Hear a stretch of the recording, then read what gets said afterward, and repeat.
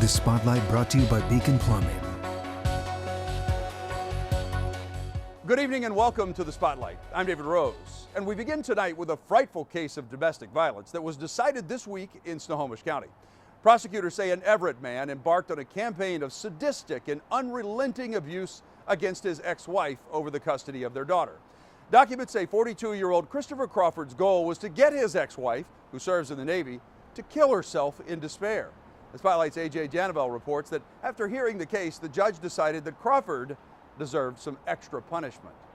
Christopher Crawford will remain behind bars for 6 years for his multi-year-long mental torture campaign he waged against the mother of his child, a woman he was married to for a decade. I mean, every good, bad, and ugly thing that had ever happened to her as a child, as a young adult, and he weaponized all of those things. Cecilia Gregson is an assistant United States attorney and worked the case. And obviously what he was doing was illegal, but it was also just like on a human level, so cruel. I couldn't imagine. Crawford used phones, computers, any means possible to harass his ex-wife to the point of her experiencing panic, anxiety, and PTSD, according to court documents. The documents say Crawford sent and posted naked pictures to her family members, to porn websites, and to her coworkers in the Navy. "My goal in life is to make you kill yourself," reads one of the several emails he sent to his ex-wife back in October of 2021. He was trying to drain her financially, drain her emotionally, like every kind of harm you can inflict, he was attempting to. Documents say Crawford pleaded with his ex-wife's Navy staff to make her give him money, and when they refused, he threatened them as well. Crawford also claimed he shared his ex-wife's personal information on the so-called dark web and with known criminals. One text message from the documents reads, "I've already sent her nudes and address to some friends of mine in prison. They're going to be visiting her for some fun when they get out." All of this happening while the victim had a protective order against Crawford. Not only was she serving our country and a service member, but this pattern of behavior and this conduct was so alarming and so extensive that we just simply had to act. Gregson tells me she and the prosecutors asked for 5 years, but a judge ruled instead for 6 due to the extreme nature of this case. This case was originally investigated by NCIS. Crawford will also have 3 years of supervision following his release from prison. Well, the search is on for whomever killed a man walking his dog in Ravensdale in King County. Right now, sheriff's investigators don't have many leads in the death of 53-year-old Nick Vallison. A family friend, Jesse Turner, is speaking for his grieving widow. He says this murder is impacting the entire community. Being such a good family man, husband, father, the family he leaves behind is just in a wake of despair. If you have any information on who killed Nick, please contact the King County Sheriff's Office. The community has donated more than $70,000 through a GoFundMe to support Nick's wife and daughter. For more information on that GoFundMe, just go to our website, fox13seattle.com.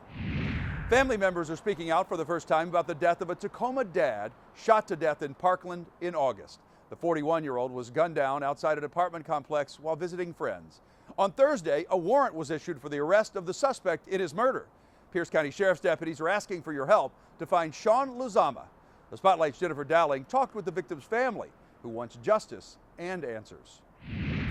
It's been almost 2 months since Michael Lafayette was shot to death. Police believe his killing was targeted. His family says that he loved his kids and had his whole life ahead of him. They want anyone with any information on the gunman to come forward. He was a loving, kind of person. Family and friends gathered to light candles and share memories outside the apartment complex where Michael Lafayette was killed. My dad was humble and selfless and caring. Middle daughter Arepa is in high school. The loss of her father hitting her and her 2 siblings hard. I miss him dropping me off at school and cooking for everybody. On August 5th, Lafayette was visiting friends in Parkland when someone shot him in the parking lot. Witnesses described hearing 4 shots. His family said he was hit twice in the torso and also in the arm and wrist. He didn't survive. He didn't deserve this kind of, he's not the kind of person that causes trouble, So when I heard what happened, it kind of shocked me. He will always love to spend his time with family, especially his kids. Michael worked for 12 years as a commercial fisherman in Alaska to support his family, his brothers working alongside him. He was an honest person. He's kind of person that would take shit off his back and give it to someone that don't need it more than he does. And he was more than a friend to me. He was like a brother. He was actually a brother to me. He also loves spending time with family around the holidays. His absence this year will be tough on everyone. He would cook for everybody on Thanksgiving. He took us out for Halloween and always made Christmas miracles happen every year. His sister Nori has a message for the suspects. We're not going to stop until we get the justice that my brother deserves. Well, the Spotlight doesn't have guest stars, but we do want to welcome back a suspect in this next story who I've reported on before. Deputies in Pierce County are looking for Jasmine Willie. She's also known as the chicken scam lady. And if you work in retail or own a food store, you should warn your coworkers and employees about her. According to court documents, she comes into a business and claims that she spoke to the manager about a refund and demands the clerk give her the money. She claims the refund is either because of racial discrimination or because she made a large purchase of chicken for her church and it was bad. She often knows the manager's name, even pretends to be on the phone with them at the time. Police say she has successfully stolen thousands of dollars from stores. This is the same scam she got busted for in 2021. She was caught thanks to a tip from one of our viewers. Let's hope that part of her case history repeats itself as well. If you see the chicken scam lady, call 911. Seattle's top cop facing some questions this week after the department cut ties with a body camera video reviewing company called Trulio. The AI voice capture software is designed to help police departments analyze professionalism and police accountability. But as the Spotlight's Alejandra Guzman reports, Seattle PD dropped the program shortly after Officer and Police Union Vice President Daniel Otterer was recorded joking about the death of a pedestrian killed by an oncoming police cruiser. The department is under scrutiny as some say the timing is very suspicious. We know Otterer's comments were captured on his body cam, but Chief Diaz says one of the reasons that this contract ended was that officers themselves felt they could potentially be watched and also inaccuracies within the program itself. Seattle police officers have been wearing body cameras for years. Their professionalism assessed by Trulio, a Chicago-based AI company analyzing the videos to help automate supervision and facilitate coaching while detecting use of force pursuits and other incidents. The department had renewed a 2-year, $400,000 contract on January 15th after a 2-year trial showed promise, according to the Seattle Times. Trulio CEO telling the Times the contract was canceled on February 7th. Some say the timing doesn't sit right with them. West Seattle Councilmember Lisa Herbold calling on the department to release more information. She wrote on X saying, quote, according to new reports, SPD was pressured by the Seattle Police Officers Guild to stop using Trulio days after Otterer made vile comments on body camera. SPD needs to provide a full accounting of what happened and why. Yeah, $11,000. She was 26 anyway. She had limited value. I can tell you that there was not any relation to that. There was concern about, from officers that had raised after hearing that we were actually in a pilot testing phase of the system. For the first time since the comments were made, Chief Adrian Diaz shared some insight during a press conference. Because what we were actually seeing with the system, that they couldn't distinguish between the officer voice and a suspect voice. But so it had some things that it needed to be worked out. And there was concern about, officers feeling like they were potentially being surveilled. Officer Daniel Otterer's comments were allegedly captured January 23rd after he responded to Officer Kevin Dave hitting 23-year-old Janavi Kandula as he responded to an overdose near the intersection of Thomas and Dexter in South Lake Union. Kandula died that night. 2 weeks later, the contract with Trulio severed. Chief Diaz reiterated there is no relation there. Well, it's still, even in a case like this, it wouldn't have probably been able to raise that issue because they look at things that would be something escalating of a situation. So the terminology that an officer uses, sometimes the anger that might come up. So just the elevated heart rate, they can, be able to, your voice inflections would change. And we wouldn't, even in this case, we wouldn't have used it in that manner. Chief Diaz says this isn't the end for Trulio. They may come back to it at a later time, but for the time being, he says the department is testing out other services. He knows that these incidents have a huge impact in our community and, of course, the Asian community. And he says he's having conversations and, most importantly, he's listening to those concerns. Also addressed at that press conference, some good news. Chief Diaz announced 5 arrests in a series of violent home invasions in South Seattle. Since June, there have been at least 14 cases. Police tell us they arrested 4 adults and 1 17-year-old. Police also recovered 14 guns. They'll test those guns to see if they're related to any past shootings.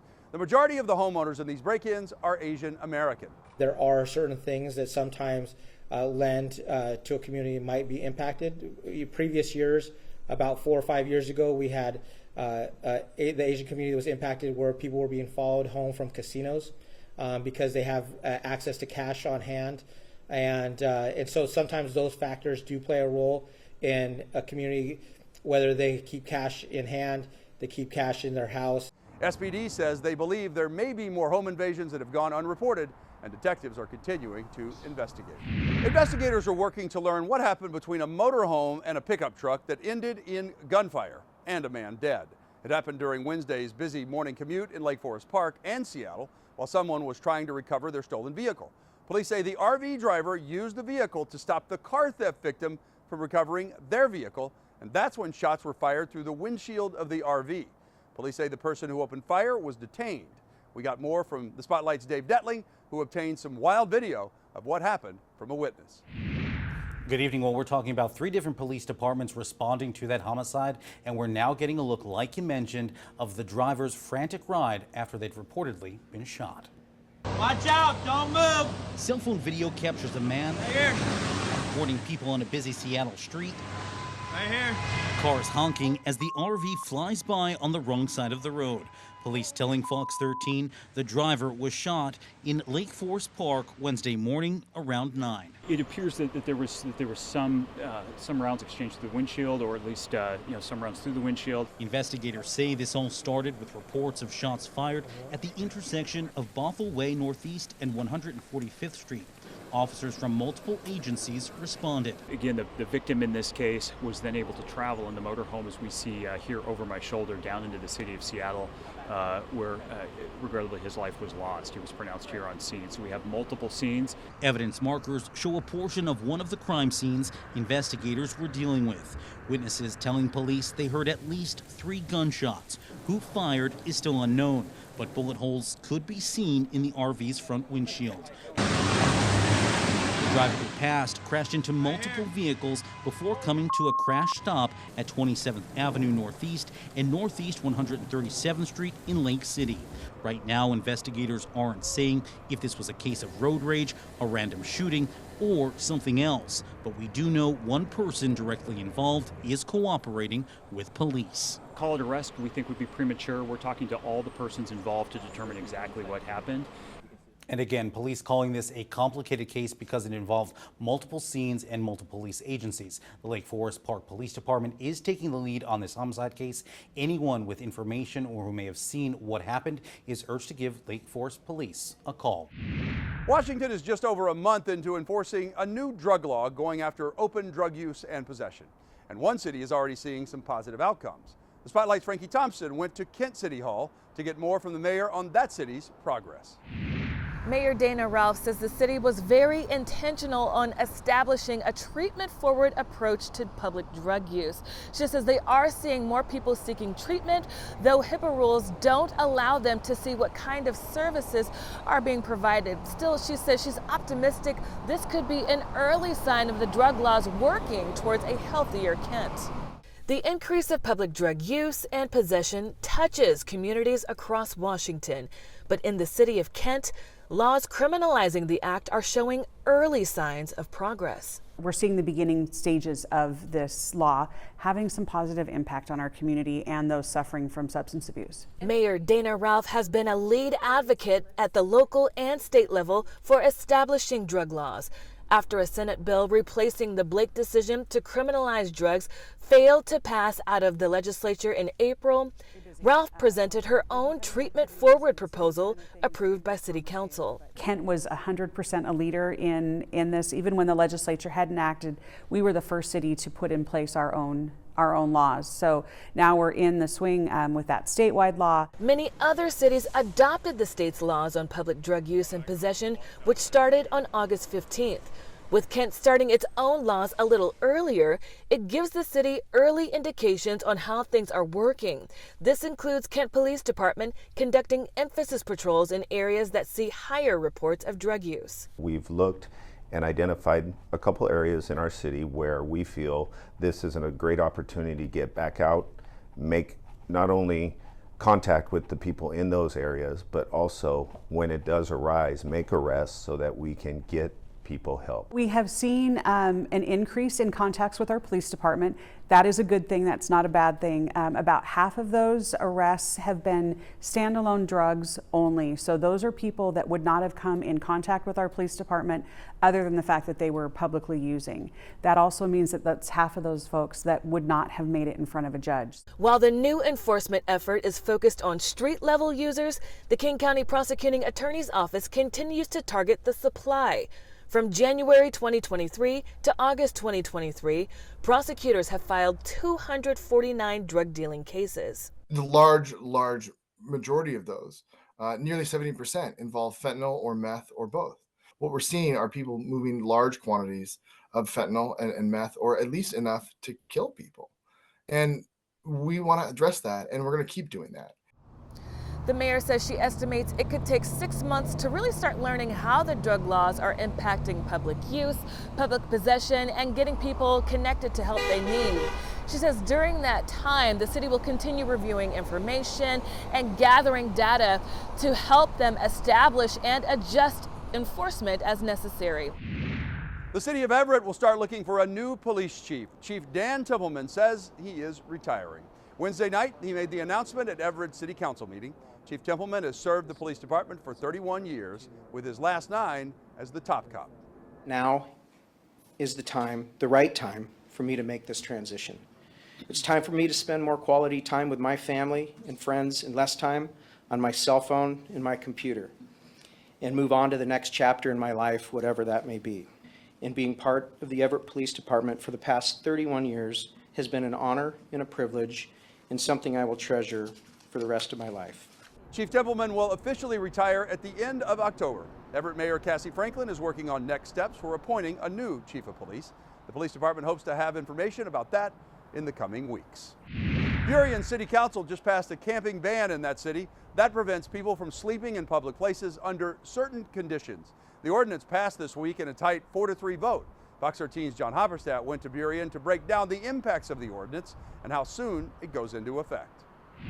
It's going to be a tough time as this fall season comes in for folks who are living out on the streets here in Burien, like at this encampment here just off the street, this tent encampment. As you mentioned, this new ordinance did pass by a close vote last night, 4-3, after hearing from a lot of people in the community, including one senior living director who spoke about her residents' fears about being around an encampment. They are afraid. We have an encampment on the street outside of our building. There are drugs. There is clearly mental illness. These are clearly people who need help. But my vulnerable population needs help too. A lot of people, however, asking for more compassion for folks living out here on the streets. This is similar to controversial camping bans we have seen in other communities like Edmonds and Kent. Some folks out here say they've run into hard times, they've lost their job during the pandemic, and were evicted with nowhere else to go. We just want to be treated fairly, you know, and in good conditions. We don't want to be out here any more than people want us out here. So now that encampment, you see, will be illegal in public space. It'll be a misdemeanor to be out here camping unless there's not enough shelter space available for people here in the Burien area. Meanwhile, we're told police will begin enforcing this new ordinance starting on November 1st. Caught on camera tonight, it's heart-stopping video showing the moment Algona police officers and other rescue crews pull 2 unconscious passengers out of a burning car. As you're about to see, it was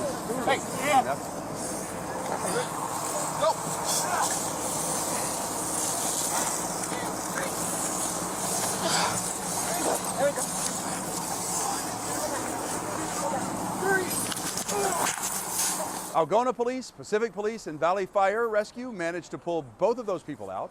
On Algona PD's Facebook post, they wrote, "It was excellent work from officers and firefighters." Well, it's not every day you see a police cruiser hit another police cruiser on purpose, but the driver behind the wheel of one of those vehicles is a violent suspect. Officials say it all started when Burien Rowe broke into a Bellevue dealership. When officers showed up, court papers say Rowe attacked one of them, choking her before another officer helped her break free. Then he sped off in a stolen car. From there, he crashed it into another car and pretended to surrender. That's when officers say he stole the patrol car, driving as fast as 110 miles an hour. 54.